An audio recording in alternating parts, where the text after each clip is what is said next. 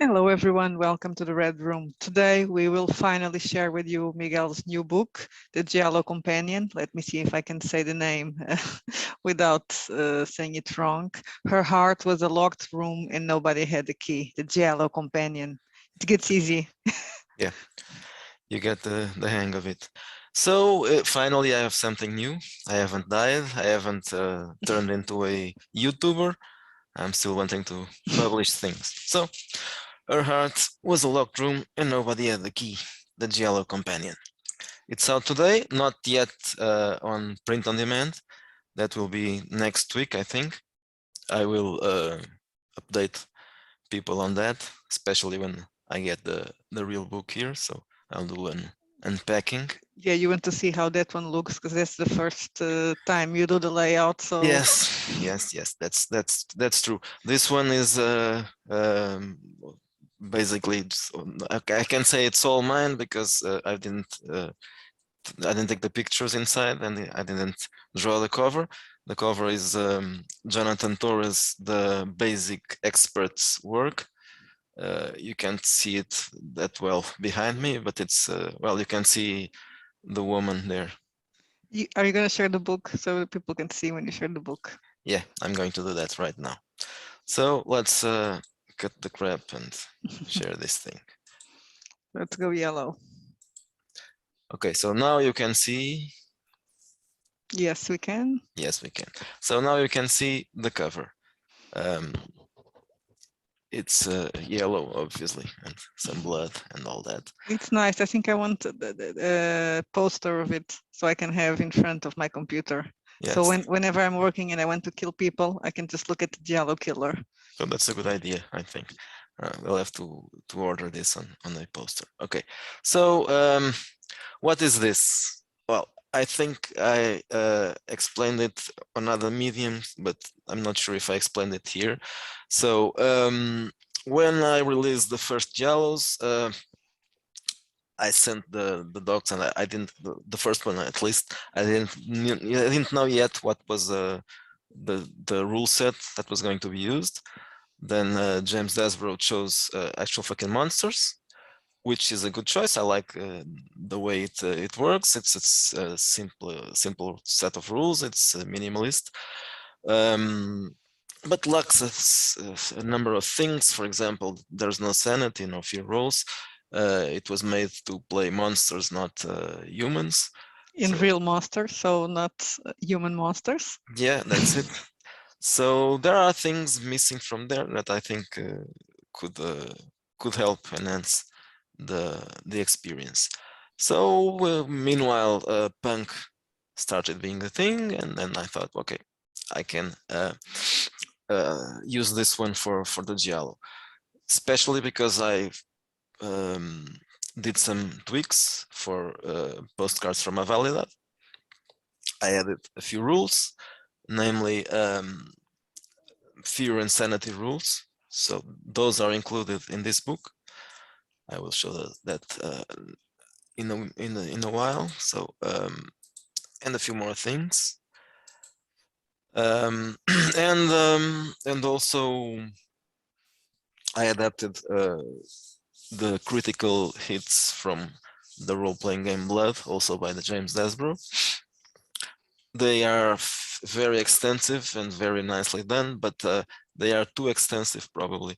So I did a shorter version for this game, and they'll probably be used in other punk games next. Okay, there was that problem. Why? How could I? Yeah, I was gonna say that because you also were able to make Giallo punk. Yeah. So first thing I did was Google it. Is there Giallo punk? Yeah, there's a mention to that in a Italian page, web page. So someone has already used the expression Giallo punk. So It exists. It exists somewhere. Someone has done something and called it Giallo punk. I don't know what because I couldn't translate it everything. Anyway, there are other motives why it is a possible thing to join the two words together. The characters are outsiders. The Giallo genre at the time was transgressive and shocking, a shock to people, and it was very different from what was being done in other kind of thrillers in Hollywood and Even in Italy, right? They yeah, it caused a was, little. They were shocking. yeah, there was some polemics about it. So okay, so this is reason enough, right? It's punk, Yes, Giallo is edgy. The characters are outsiders, so they are punks. and then some And of Giallo can be punk. them are criminals. So okay, that's it. Giallo can be punk. So there were some unpublished things that I think could also be used here. Namely, what we're seeing now is the introduction for this, A Feast of Blood and Color. This was published on Postmortem's blog. I did some changes, but this is about movies, Giallo movies. So this is an introduction about Giallo movies. Now, The Strange Case of the Unusual Dice was also published and a few months ago, almost a year probably,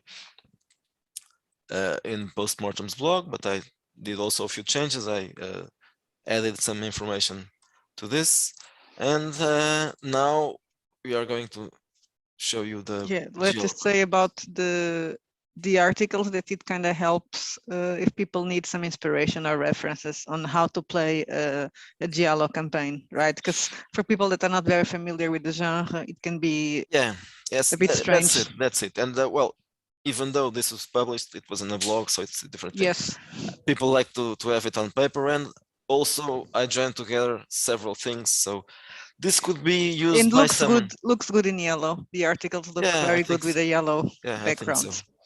So you can, even if someone hasn't the actual Giallo scenarios, but if that same person has punk or is interested in using punk, because punk is pay what you want on drive-through, so it's you can buy it cheaper, so no problem there. Or you can use it anyway because it has information about the genre. It has recommendations for films to watch, several movies Mhm. that you should really watch, and information on how to prepare and run a Giallo campaign, and then you get into the punk rules, adapted, of course, for this kind of game. And as I said, you can get punk on drive-through for or nothing or something if you want to pay it. So Pay what you want, pay what you exactly. want. So that's up to you. Okay, so fear and sanity. You have extended critical hits. So a little more. They exist. They exist already on punk. There are critical hits, but well, they are extended here. Not too much, but a little bit. And that's another thing that you added. Disadvantages and advantages. So there are more advantages. Um, I mean, there are more disadvantages than just the mental ones, but those were integrated with the fear and sanity thing. So when you fail sanity rolls or fear rolls, you have the possibility of having to add mental disadvantages, like not these ones. Okay, there are some regular. These ones you can add them when you start playing, but then you have bipolar disorder and catatonia and compulsion, delusion, all that. So nightmares, phobia, paranoia, sadomasochism. Okay, a few mental disadvantages. And then there are the Giallo disadvantages. This is something else, something different. Also obviously introduced. I had already mentioned Giallo tropes in one of those articles. Here they are adapted to punk and to this idea of adding advantages and disadvantages into the game. So these are disadvantages that you should have, of course, game At master. least one, right? Yeah, that's supposedly just one, but maybe even more than one. They are mostly kind of archetypes, but not actually archetypes. the outsider, the potential suspect, the witness to a crime, alternative sexuality that can be homosexual or bisexual or something else. So I don't know, Sei lá. voyeur. Yeah, sei lá. Voyeur, A fetishist. a fetishist. So we have to remember you that these movies, the Giallos, were from the 60s and the 70s. So all these things were considered alternative sexualities. Yes. Likely victim. Unwilling investigator. So those were the disadvantages that are supposed to be chosen, one for each character, and it creates another layer of intrigue, and it can be used as a um, not really a plot hook, but Yeah, but makes it more yellow.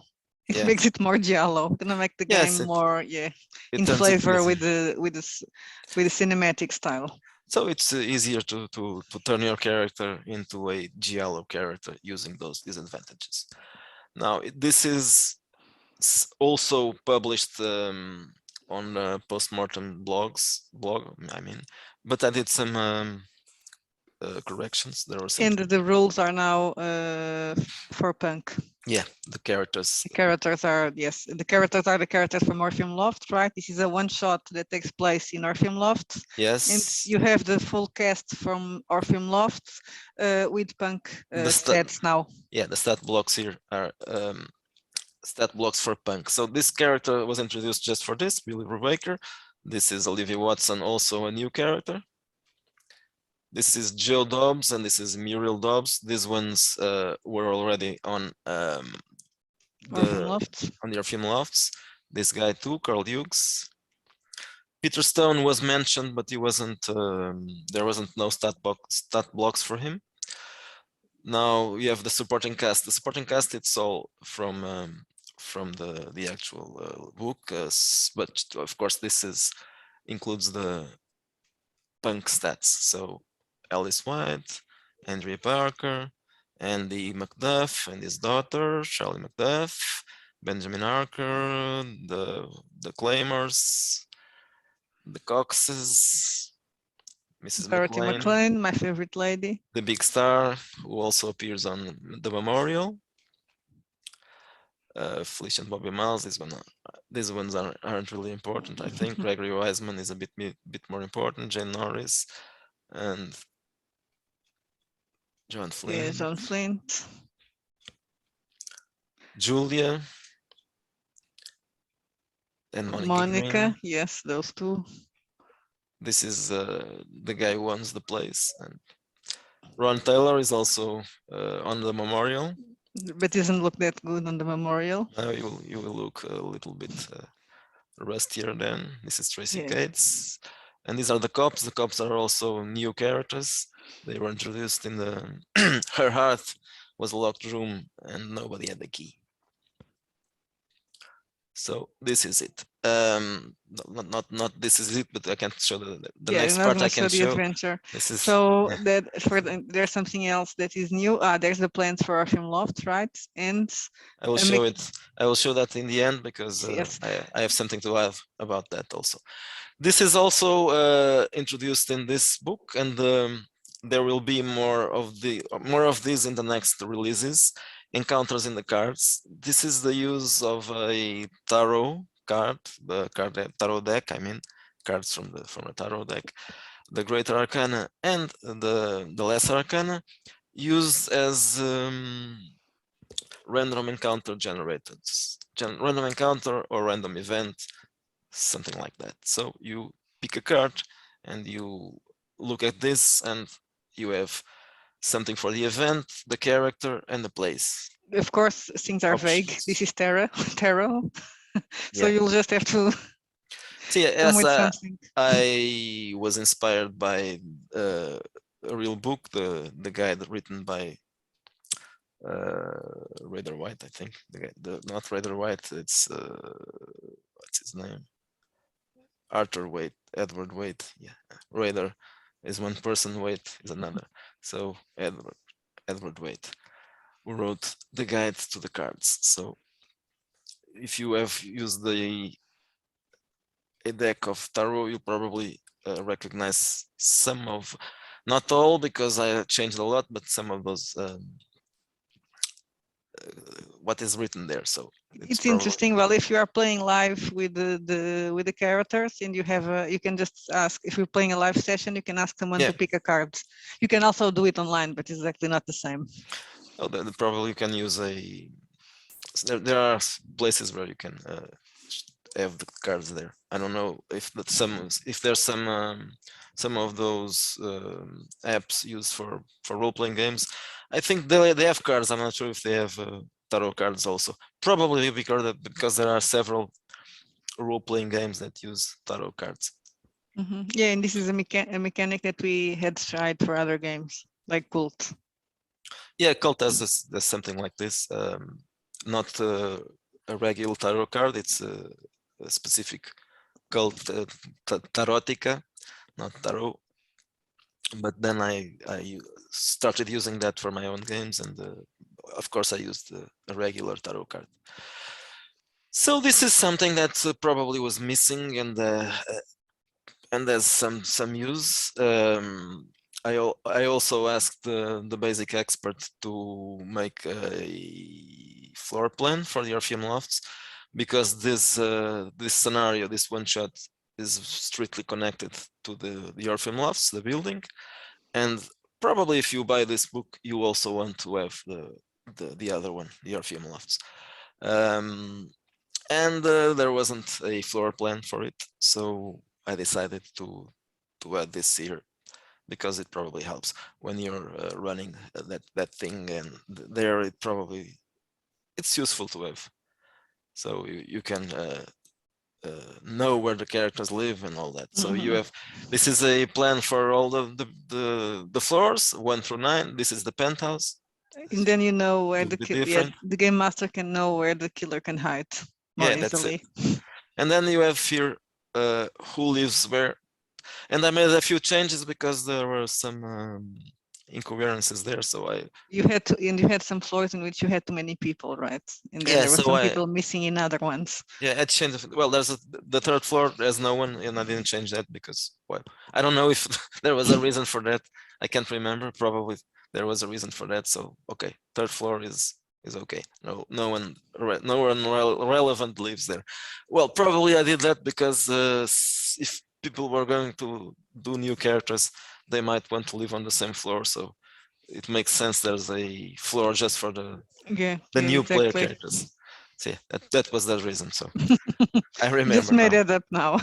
I did, but it's a it's a good reason. Exactly. Good reason. If you want to create your own characters, you have a floor just for you. Yeah.